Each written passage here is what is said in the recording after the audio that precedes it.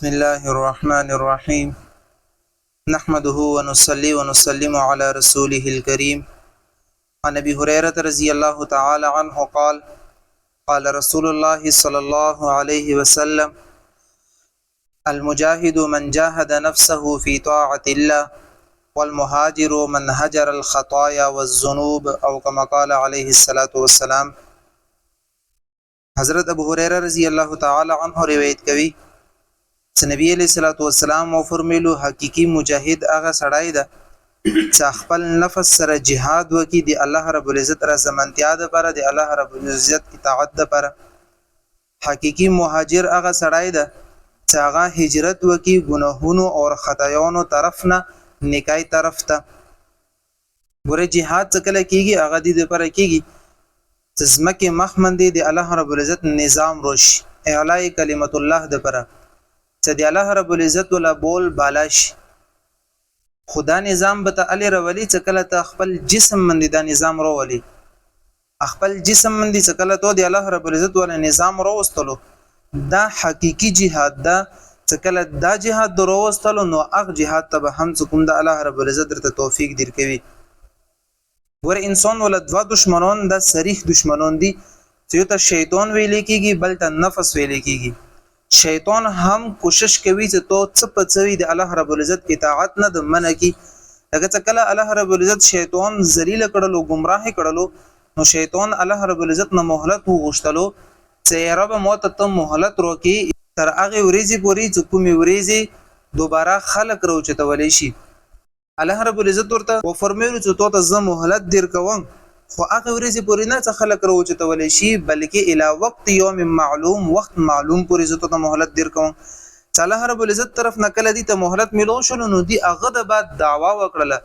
چې ای رب زه به د تو بندګانو ترڅنګ مخکې نه هم څټ نه به هم خي طرف نه هم ګس طرف نه به هم زه رڅنګ کوشش په منده وي چې ټول بندګان زه ګمراه کړم. او دوا طرفونه تر پوت شلو یو کوس طرف یو پوس طرف چې الله رب العزت تعالی سونه ونی سي اخ طرف ته هم شیطان نشته برای راز به تول دعا الله رب العزت قبلوي کوس طرف چې الله رب العزت په دربار کې سجده ولګي دا به هم الله رب العزت ولا قبلوي دي ته هم شیطان څه نشي دي طرف ته. نو شیطان انسان نه ګر چې پرتويږي داسې نبی علیہ الصلوۃ والسلام فرمای ان شیطان یجری من الانسان مجرى الدم شیطان دا انسان پر رګونو کې داسې بېږي لکه څنګه وینه بېږي. نو دومره الله رب العزت طاقت ور کړی دا لګیاوی هغه شب او روز د انسان نګر چې پرتويږي او دی گمراه کولو کوشش کوي چې دا ګناهونو طرف ته مایل کی کوشش کوي چې دا بدای طرف ته مایل کی نیکو اعمالو طرف نه وړي ذکر فکر طرف نه دی ولت فکر بدل کی دی کوشش هم دا غوي اور بل نفس تو من لګیا د مهنت کوي نفس تو ته یی چې ته غانا بجانا وجغوا نفس تو ته فلانی سره جګړه وکا نفس تو ته چې ته خواهشات اجتهاد تو ولروي چې ته فلانی ځکه دا ګونه وکا فلانی ځکه دا ګونه وکا نو نفس اور شیطان د دواړه د انسانو دشمنان دي. چې کله تو شیطان سره هم مقابله شروع کړله نفس سره د هم مقابله شروع کړله حقيقي مجاهد امدغه ده. کچیر یو سړی خپل ځون منی د الله رب العزت ول نظام د نشي قائم کولای نو دا دعوه د مکوي چې زب په ملک باندې زب د خپل علاقې باندې زب په خپل ضلع صوبې په دې باندې به کوم د زد الله رب العزت ول نظام قائم نه د وړکیونه جسم الله رب العزت در کړی ده دی منی ته خپل کنټرول وساته ټول ناول لوس منی کنټرول وساته چې غلط ځای ته لور نشي غلط ځای نه ډکاونه کی غلاونه کی خپل منی کنټرول وساته په غوګونو منی کنټرول وساته ته اول کوشش هم دغه وکړه ته سترګي کنټرول شي ته ژبه کنټرول شي ته دی نور اعضاء کوم دي چې هغه نه ګناهونه سرزت کیږي هغه دی ته ول کنټرول شي کله ته په دې مندي خپل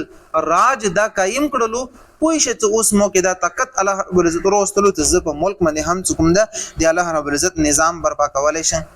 او دویم فرمای مهاجر حقيقي هغه سړی ده چې هغه ګناهونو نه هجرت وکي. ورته کې خو یو هغه صحابه او ته تسلی ده چې هغه صحابه چې کله هجرت فرض شلو غو نور صحابه هجرت وکړلو حکومت معذور صحابه